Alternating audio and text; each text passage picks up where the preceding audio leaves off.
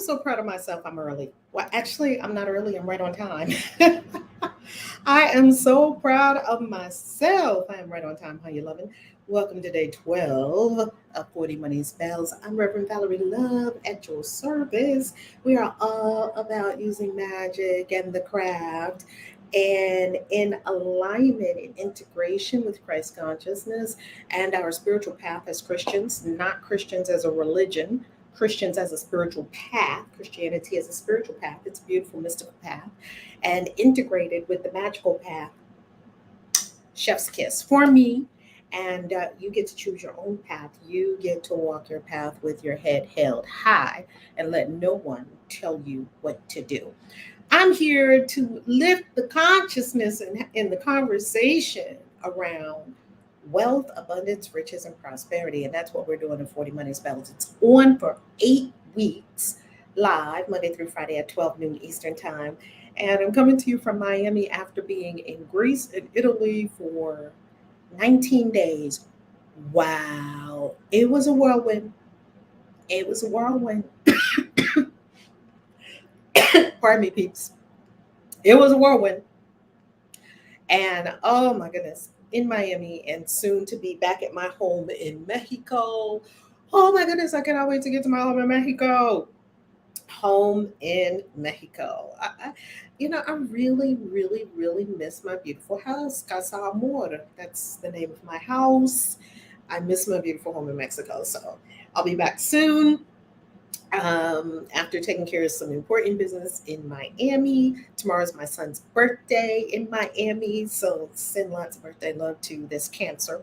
That that is my oldest child, my very first child, was born on a Sunday afternoon at 3:01 p.m. Mm-hmm. And his birthday on July 19th, I won't say the year, on July 19th. And he is the artist, C. Evans. You might know him because you've heard me talk about him so much over the years. I love him, love him, love him. So send birthday vibes to all the Cancers. I have two Cancers. So my daughter, who's a Cancer, was June 30th. That's my middle child, my oldest daughter. Baby daughter is Aries. So I have two watery ones at different ends of the spectrum. And I have a little fiery one that adds a whole lot of steam to the mix. So they're always an interesting bunch. It's never a dull moment with my kids. So let's begin. Deep breath. Today is so delicious because we get to build the altar. Breathe.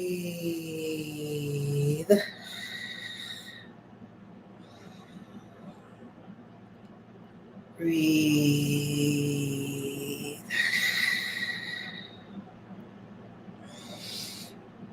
Breathe.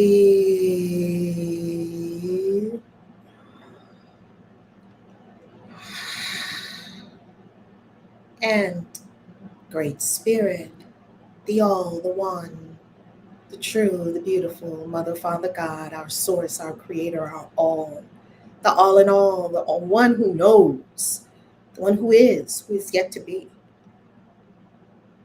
the All. We have great thanks and reverence for our lives. We have great thanks and reverence for all we're able to do, all we're able to press into, grow into. We give great thanks in advance for exponentially expanded financial blessings and abundance unfolding for us even now. We give thanks in advance for all the wonderful, wonderful, wonderful experiences that we are having all over the world. We give thanks in advance for the good that is coming to everyone who is in this experience of 40 Money Spells. We let it be even better than we know how to ask. We let it be. Ashe. Breathe. Breathe.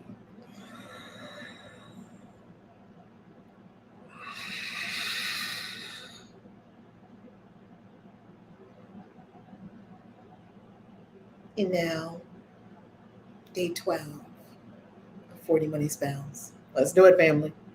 Let's do it. So, we're bringing up 40 Money Spells. And if you don't have the book, you can pick it up. The link is below.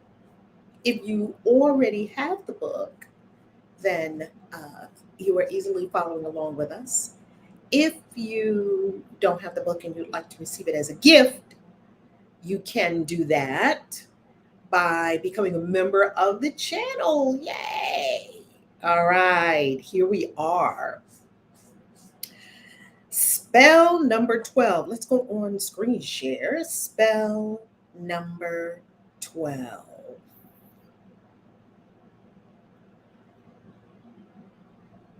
Here we go. Family, wow, wow, wow.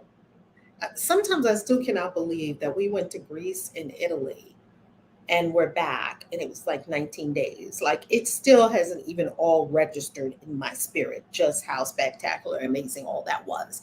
Anywho, let's move forward with number 12, the wealth altar. The wealth altar, the wealth altar. Let's talk about it. I love altars. I have several altars at my home. When I go away and I'm at a hotel, I set up an altar. There's just about an altar every single place that I am. If I'm going to be there for more than 24 hours or so, it's probably going to be an altar there. Here are the notes on this spell. Now it's time to erect a brand new wealth altar to support your spell work. This will be the place where heaven meets earth with regard to money.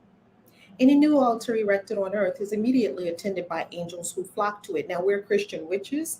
In this community, we love all faith walks. And the kind of magic that I practice is Bible magic, what's familiar to me, in other words, and what comes to me naturally and what comes to me as revelation from my spirit team. So, being that is my path, could be your path, could be similar. Angels are a big part of what I do. So, in the Bible, whenever a person set up an altar, angels immediately come to tend the altar. Angels immediately flock to the altar as soon as the altar is established. Even if you already have an altar, erecting a brand new wealth altar is highly advisable at this stage before we continue our spell work into the next weeks. Right now, you've done a lot of internal moving and shifting, working with the shadow, working with the two goddesses, moving money energetically to behind you. You're the leader. You've done a lot of inner lifting. And now we're going to start to do more ritual work and more spell work. And for that, an altar is always advisable. So select a space in your home for the altar. Clean the space thoroughly. Clean it, clean it, clean it, clean it, clean it. Remember to keep the altar simple. Some altars are super ornate and super elaborate. This one you can keep simple. You want to keep the altar erected for this entire process, and you want to tend the altar by keeping it clean and prayed up. Erecting an altar is highly personal, so do you. Now, when we talk about tending the altar, we are talking about the elements that you're going to place on the altar, keeping the altar clean and high vibration, well groomed. You know, I tend my altars every day. When the incense is burned, you tend and clear to the ash. You can hold the ash and keep the ash so that you can make it for more. You can use it for more spell work, or you can clear it. You can do your holy water cleansing. You do your prayers. You do your energizing on it. You change your water. You change your flowers. You change your plants. You change all the things that you, the food. If there was food all on the altar, on the altar offered to members of your spirit team, enlightened ancestors, whomever you may be working with, tending these altars is an act of devotion. And it's even beyond an act of devotion. It is a devotional way of being. And I love devotion. I love devotion. Devotion to me is love of the divine. It is us pouring out our love of the divine. So when you're attending an altar, especially an altar that is associated with someone in your spirit team, an entity in your spirit team, or entities in your spirit team that you may be working with, then it is very important as we pour out our energy and our love at that altar, cleansing it, clearing it, tending to it, fresh, putting the fresh flowers, changing the water, changing the food. All of this is raising up love to higher dimensions. It's love, it's love, it's love. Okay. Now, before you start working on your altar, you want to raise your vibration by meditation, chanting, song, dance, laughing, or anything else that raises your vibration. I know this sounds strange to say laughter. We used to have laughing yoga, and we'll probably do it again sometimes, where you sit in a big circle and all you do is laugh. And I promise you, you start laughing, somebody else starts laughing, somebody else starts laughing. Before you know it, everybody is laughing hysterically and no one knows what they're laughing at. It just shows you that you don't need a reason to laugh. Step 2, in the space where the altar will be, state this intention. This is even before you're at the altar. It is my intention to create wealth in divine alignment. So you don't just want any kind of wealth. You are desiring for heaven and earth to touch and for you to create wealth in divine alignment, where heaven and earth touch, where heaven and earth meet. This is your nexus. I erect this altar to support this intention and create the energetic space for wealth to unfold in my life now. Now, before we go any further with the erection of this altar, maybe that's not quite the word I want to use, with erecting this altar, pardon me, a story. So, the angels had a conversation with me, and I have lots of conversations with the angels. You probably do too, or the Orisha, or the Loa, or whomever you're, the saints, whomever your devotional, whoever comprises your spirit team. And in the conversations I have with the angels, one conversation stands out. And here's what the angels said in that conversation. They said, when you are inauthentic to who you really are, your signal is not strong in the universe. And because your signal is not strong in the universe, it's hard for the angels to find you to deliver all your goods to you. It's hard for the universe to deliver all of your goodies to you, because it's almost like looking through fog, like, where are they? And it's very fascinating because you yourself, your own energy is a beacon. Your own energy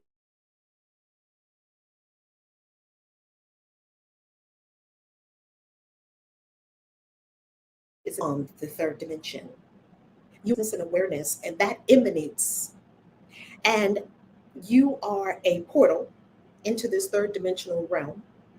As A Course in Miracles today says, lesson 199, I am not a body, I am free, for I'm still as God created me. I'm not a body. You are not a body, as we know. You are far more than a body. So because you're far more than a body and you are an energetic being, you are emitting a frequency. And this frequency is energetic, and it reverberates throughout all time and space and beyond. Therefore, because everyone has their own reverberation, and you need to make it stronger, stronger, stronger by being your true divine self, it emanates far, far, far, farthest reaches beyond space and time and returns to you. And the clearer your signal, the better. Okay? Now you're going to use a tabletop. First of all, why do I say that? Why did I tell you that story? What's the connection? Here is the connection.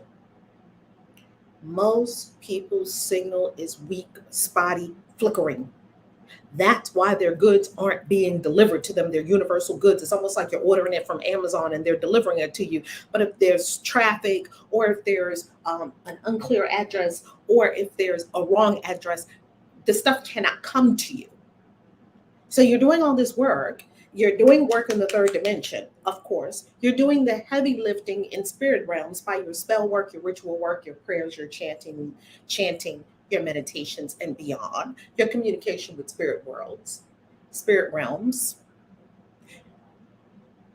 If you do all that and you do not stand up and be the true authentic self, yes, the true authentic self, the divine self that you are called to be,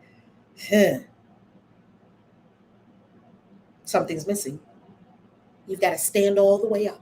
and be your full, authentic self so that you can receive all the blessings accorded to you that already have your name on them. You already have them as a divine birthright. You're assuming it. Step three, use a tabletop, a desk, flat surface, it could be anything, and cover it with a beautiful, rich, and luxurious altar cloths.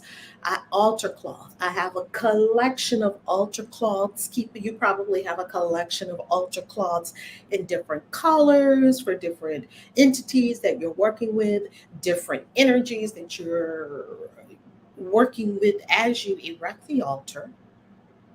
You want this one. This is an altar. Think of an altar to Oshun. What would you do? Oshun is the super luxurious, super into. She's Beyonce, right? Beyonce is a daughter of Oshun, according to what I understand, what Beyonce has kind of said to us unspoken words. I don't know if she ever said it in words. She certainly says it in her art. So that's the daughter of Oshun. That's what Oshun looks like expressed as Beyonce, because Oshun has many expressions. You can never say that one person is the totality of that energetic um, current that is Oshun. She has many, many, many ways of showing up. Beyonce is one. Um, so imagine that you are making this altar for this luxurious, incredible Oshun uh, energetic current. That's what I see the Orishas as, the Loa, the saints, the angels. They're these vast energetic currents that have a flavor. And we were able to read their flavor. Our forebears were able to commune with them and understand their flavor and their essence, what they can help us with, and that we have been connected to them and tapped into that. The scientific explanation for this does exist. I love it. And the scientific explanation for it is being um, is now in mathematical equations with physicists like Armani Arcad, Nima Nima Armani Arcad, I believe his name is. I'll check his name in a moment. As a matter of fact, let me look up his name right now. Because Nima oh, there it is. Nima Arkani Hamed. That's him right there. Super smart, super, super, super smart. When I watch him, I'm like, wow, I really wish I understood some of the things that he was saying. I think I understand some of the things he was saying here and there. He's a physicist and he has gone beyond space time. And what do we mean by that? We mean that he and other physicists are helping us understand what is beyond space time. Now, spiritual people already understood what was beyond space time. We've been understanding that for thousands of years. Science is trying to now catch up with spirituality, and science is now finding that it's now coming to the conclusion that spiritual people already knew that the physical universe is not fundamental. This is not ground zero. This is not where everything comes from. And what we have been taught in science, is following Newton, is that, Newton had a very mechanical um, view of the universe. So between Newton and Einstein, they took us to various levels, right? Which was great. And then science is supposed to keep breaking itself. Science is supposed to discover something and then break it by discovering something else that's even greater and even better. And that's what's happening right now. So Nima Arkani Hamed, uh, Donald Hoffman, professor of neuroscience. I write about him in my new book, Witch. He is a professor of neuroscience, I believe it is, at University of California at Irvine. Great minds on the planet are saying, hey guys, space-time is doomed. We've got to go past space-time. And Einstein was right only up to a point, just like Newton was right only up to a point. These were great minds. So they keep passing the baton forward. And we keep venturing into more and more and more, which is beautiful. But according to Gödel's incompleteness theorem, let's look that up. Gödel's incompleteness theorem. We will never incompleteness. There it is. Gödel's incompleteness theorem states that we will never be able to solve. We can't have a theory of everything. We will never solve the whole universe. Okay. So even though it's just, this is just an amazing uh, intellectual achievement, Gödel's incompleteness theorem. Look it up. And what it means is that we'll never have it all figured out. Okay, we'll never have it all figured out. We'll never have a theory of everything, the whole universe. And like, okay, we can cross our hands now. We solved the mystery of the entire universe. That will not happen. So, what we are understanding now, science is now proving to us by Professor Hoffman, whom I love so much. Listen to him. You can just watch video after video after video of him on YouTube because he does many podcast episodes. And he is the author of the book called The Case Against Reality. This stuff is mind blowing. Here it is, The Case Against Reality, How Evolution Hid the Truth from Our Eyes. The Case Against Reality. Here it is on Amazon. And if you do go to Amazon and buy it, by all means, here it is, Donald Hoffman. By all means, if you do go to buy it, please kindly use the link at ValerieLove.com, okay? Case Against Reality, that we're not seeing the truth. Now, spiritual people already knew this. Magical practitioners already knew this. Witches, wizards, warlocks, sorcerers, we all already knew this. Science is now proving it with mathematical computations. And that I absolutely love because I do love science. So it's showing us, why did I bring these up? I brought these up because they have now gone beyond space-time and they have found things like the amplituhedron. I'm going to put that in the search. Amplituhedron. There it is right there. Amplituhedron is a geometric structure that is beyond space-time. Wow. And they also have found even deeper structures beyond the amplituhedron, which are called decorated permutations. In physics, this is incredible. So these decorated permutations are even, these are even beyond the amplituhedron. And they're just, this is all past space-time. This is all out of the third dimensional. Is this mind-blowing or what? Where physics is going? And it's what we always knew, because we always knew that there was a whole consciousness, worlds beyond this thing. Every religion, every spiritual path told you that this three-dimensional thing is not it, that somehow you're going to leave this thing and you're going to go up here to a heaven. I now sense that Valhalla is real. I love watching Viking shows. Why wouldn't Valhalla be real? Heaven is real. Nirvana is real. We're just probably talking about different dimensions. That's probably what we're talking about. And when you listen to these kinds of videos and podcasts and things like that, you study physics, you will see that they are describing things that explain magic, that explain communications with spirits. They're talking about conscious agents that live beyond space-time, that are pure consciousness, and they sort of take an avatar body and come into space-time so they can look around. And the space-time construct, this 3D construct that we're in, this is probably one of the dumbest, thinnest constructs of all the different kinds of universes. This is probably one of the dumbest, dumbed down, thinnest. This is like, let me not be incorrect, politically incorrect, because I started to say this is the short bus of the universe. I don't want to say that. This is probably the most dumbed down dimension. I mean, not dimension, because we have between, we have 1, 2, 3, and we have like 11 dimensions in this space-time continuum, this thing called space-time,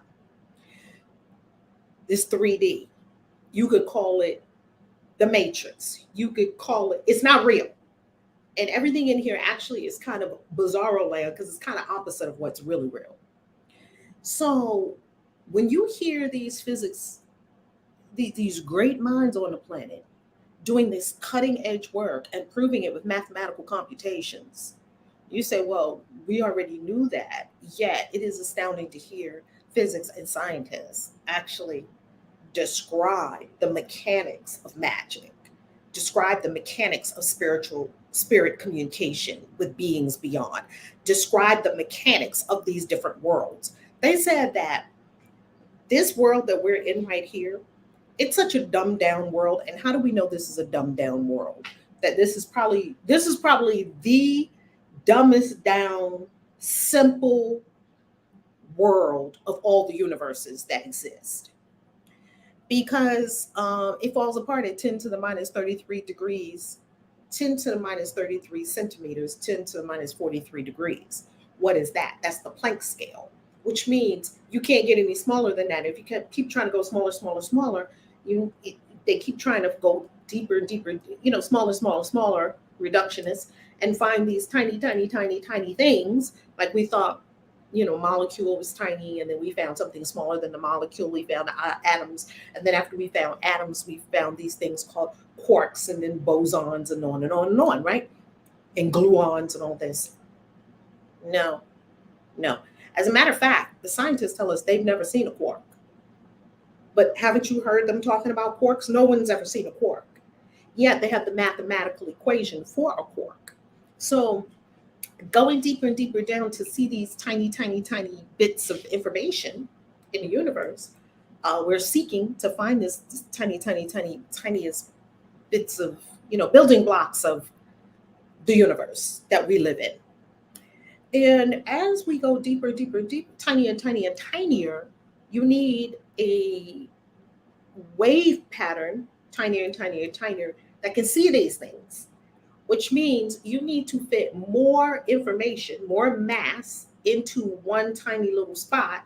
And if you keep doing that more and more and more and more, you create a black hole. So once you create a black hole, you're at the end of space-time, because what's on the other side of the black hole? We don't know, because we're afraid to go inside of black holes, right? It could be a portal to another universe, portal to universes. Maybe we'll make black holes on purpose and not be so afraid of the black holes as Billy, who's our incredible scientist that's also the spiritual teacher, Billy, well, anyway, he talks about the event horizon, that is the edge of a black hole. And the event horizon, before you go into a black hole, it registers and it records every single thing, all the information that happened with that black hole, which is just profound. And just Billy Carter, what is his name? Somebody help me in the chat. I love him. I watch him all the time. So super smart. He's really a genius. I experience him as a genius. So because we have all of this happening at the edges of science, science is pressing to places that we have just never gone before, that now they are starting to talk about the reality of other worlds, the reality that the other worlds are probably way more sophisticated than this world, because this world only has, like I said, 1 to 11, maybe 12 dimensions that can be measured by science, whereas some of these other worlds, million dimensions, which means possibly it could be that the mirror dimension in Doctor Strange is a real dimension. The mirror dimension, I mean, you could have countless worlds with different setups than this world. Look at it. I mean, look at all the movies that, take you through. Doctor Strange was going through all these different dimensions. This stuff is not starting to sound so weird. It's starting to sound like how we'll be living like another 20, 30 years. I think in another 20, 30 years, since we know how to create black holes, we'll just create a black hole. You jump in the black hole and you come out in Mars. Program the black hole, jump in a black hole. And I think they're portals. So I know this is a lot to digest. I know I love this stuff. I geek out on this stuff all the time. The key is this. You've got to know that your spiritual work is realer than the work that's done here in this third dimension. I said all that to say that I wanted to give you incontrovertible proof with sources, with resources for you to deep dive into and study what is science saying about the nature of consciousness. Quite shocking, and it makes us as witches and what we do, witches, wizards, magicians, magical beings, it makes it all very normal. People in the third dimension that are just, so stuck in the matrix, they think you can't do magic. People that are beyond the matrix, they're doing magic all the time. It's normal, it's natural. You're supposed to be able to do magic. Your infinite consciousness. What are you talking about? You can't do magic because a 2,000-year-old book says thou shalt not suffer a witch to live because somebody changed the wording around and made it say that. Oh, stop it. We cannot be afraid of these things. This is your infinite consciousness. What can infinite consciousness not do? Nothing. There's nothing infinite consciousness cannot do. Step 4. You're going to place the holy implements of your choice on the altar: cross, Buddha, angels, books, candles, plants, flowers, and you want to correlate it to who you're working with, of course. You're going to place any symbol of wealth on the altar. Maybe money from different countries, maybe something that looks super rich to you. It doesn't have to be money because money and wealth, after all, are not the same thing. So it could be any representation of wealth. What is wealth to you? And as you're doing this, you are feeling the whole atmosphere lift. This is an incredible space spell because as you're doing this intentionally, and you're building this altar, you're preparing for this altar, you are spelling your whole space, and it's all coming from inside the core of your being. It is incredible. When complete, say a prayer of thanks to whomever deities you work with, ancestors, all of that. Know that your altar anchors your wealth in the physical. So the altar is an anchor. It's where heaven and earth conjoin, right there at the altar. And it's anchoring your blessings coming from above, right? They're densifying down according to the Kabbalistic tree of life. That's one map of the universe. It's showing you the 10 spiral, that energy continues to densify as it descends until all of a sudden you have it in the third dimension. This is how creation works. Everything is energy. Hey, love, put in more tags, a new member. Yay, yay, yay. So how do y'all love our conversation today about quantum, even beyond quantum physics and quantum theory? It's quite amazing. I'm speaking to your soul right now, Gabrielle. Love it, love it, love it. Good afternoon. I heard that you can eat the food off the altar. Then I heard that you can't. Which one do you prefer? Oh, Rena Love, that's a good one. I do not eat any of the food because it's kind of like if you gave a plate of food to grandma. I'm talking about this because we just wrote about this in the book Witch that is coming out on my birthday. Woo, woo, in Salem. Tickets will be on sale soon. It includes a free book. If you want to meet us in Salem and have a witchy time in October on my birthday, during haunted happenings in Salem. It's almost like we were just going over that part of the book where it has the rituals in it, and one of the rituals is the dumb supper. But I term it the Feast of the Dead because dumb supper is based on people you're not speaking, and back in the day they called people who couldn't speak dumb, and so I think we don't want to use that kind of terminology anymore. So I call it Feast of the Dead. That's what I call it, but anybody can call it anything they want to call it. Well, when we do the Feast of the Dead and you put the plates out for the ancestors, it's almost like if grandma was really here, and imagine you gave a plate of food, you made grandma's plate and you gave grandma the plate, and then grandma ate what she wanted. When you pick the plate up, would you eat the rest of it? No. So grandma's here, grandma is not here in a body. The deities are here. They're just not here in a body. So no, I'm not going to pick up their food and eat it. Now that's just me and my reasoning and why I operate that way. When I do ancestral offerings, if I offer eggs to Dambala and white rice, I have white rice on my altar right now for Dambala. Dambala called me. I didn't go looking for him. He came looking for me. I'm not going to take the rice and then cook it and eat it. I offered it to him. I gave it to him. I'm not going to take it back. And so what I teach in the book on how to, so what do you do with the food? In the book, I teach that you can offer it at the foot of a tree. You can take it in nature. You can offer it to the river. You can offer it. It's going to depend on who was this offering for. If this offering was for Oshun, if it was pumpkins or something like that, you may well be able to take those pumpkins and offer afterwards, pumpkin pie, or maybe it was something like that, some kind of melons, things that Oshun loves.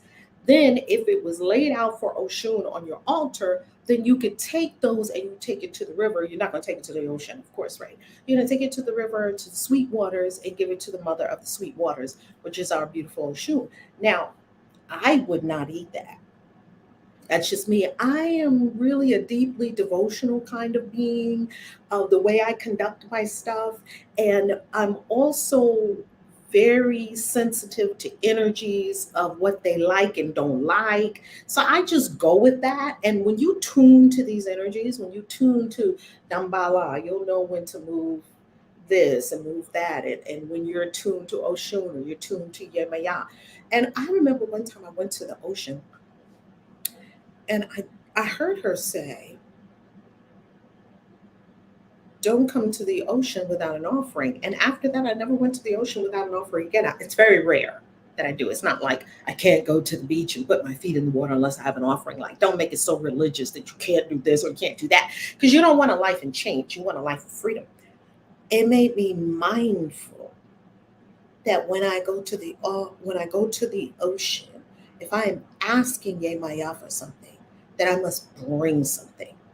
That's how magic works. You pay in advance. You have to pay something. It's like everything valuable. If you want a lovely relationship, don't you have to get dressed up, go out on a date? That's going to cost you time, money, energy.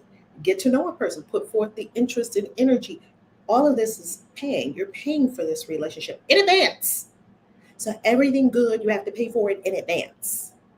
Same with magic. You pay for magic in advance. Yay. That's why I love it. That's why I love magic. Oh my God, I love magic. So that's the answer to that, Rena. That's how I would work with that, and why. I like to give not only what I do, I like to give the strategy behind what I do so that you can hold different ideas in your mind and then be led by your own inner wisdom of what to do. I have a client coming up in a little bit. I freaking love you. I love you. I love you. I love you. I love you for being here in this incredible 8-week experience. I love you for saying yes. I love you, all the beautiful members on the YouTube channel. I love you. I love you. I love you. Peace. KAISI out. See you tomorrow.